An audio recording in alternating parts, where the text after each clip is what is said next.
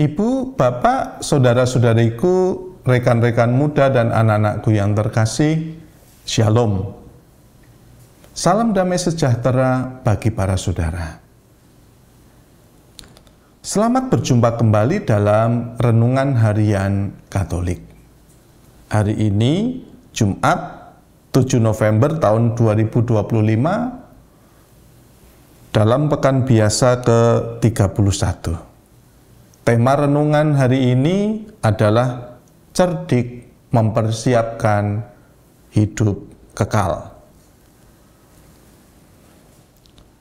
Saat mengisi Pertalite di suatu pom bensin, petugas menawari satu kwitansi kosong kepada sopir di depan antrian kami. Ketika sampai giliran kami, dia pun bertanya hal yang sama. Lalu kami bertanya kepadanya, "Kenapa Mas nawari kwitansi kosong tadi?"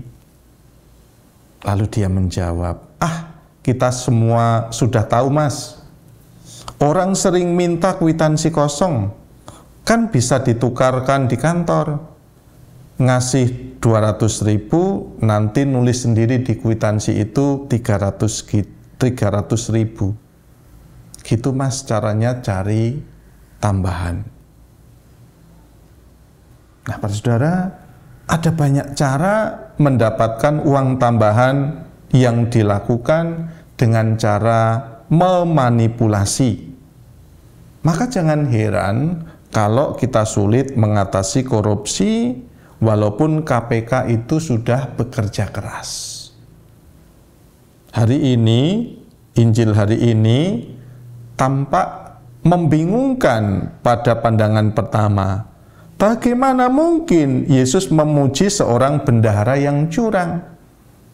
Namun kalau kita membaca lebih dalam, Yesus tidak memuji kecurangan sang bendahara, melainkan kecerdasannya dalam bertindak cepat dan bijak menghadapi situasi sulit.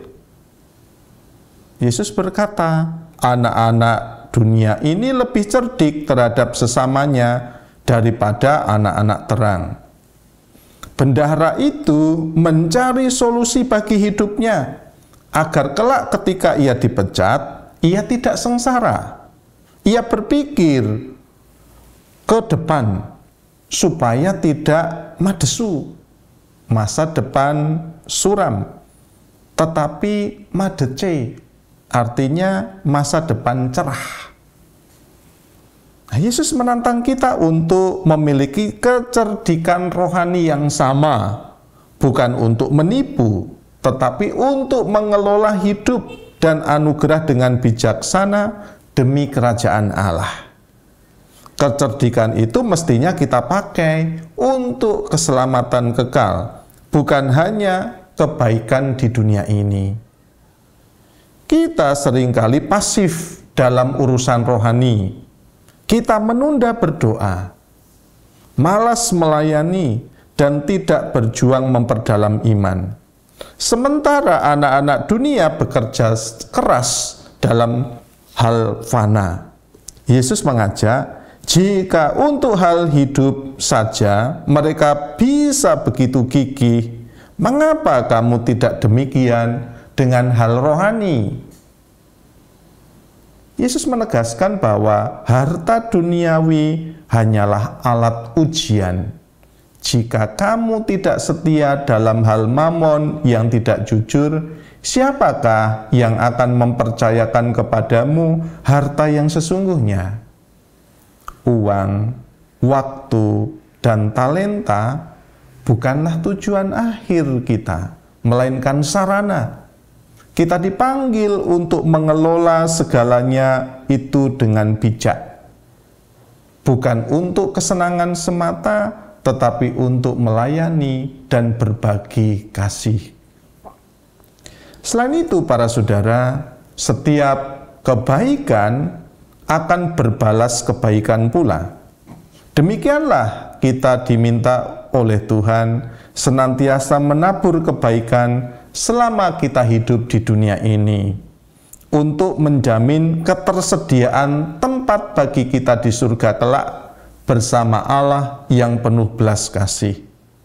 Kecerdikan kita terletak pada sikap kita dalam menghadapi ketidakmenentuan waktu berakhirnya masa hidup kita di dunia ini. Daripada menunggu-nunggu kapan saat itu tiba, lebih baiklah jika setiap saat kita hidup sebagai pribadi yang baik dan benar di hadapan Tuhan. Sehingga saat masa itu tiba, kita pun mendapat tempat bahagia di surga bersama dengan Allah. Itulah kita disebut sebagai orang yang cerdik mempersiapkan hidup yang kekal.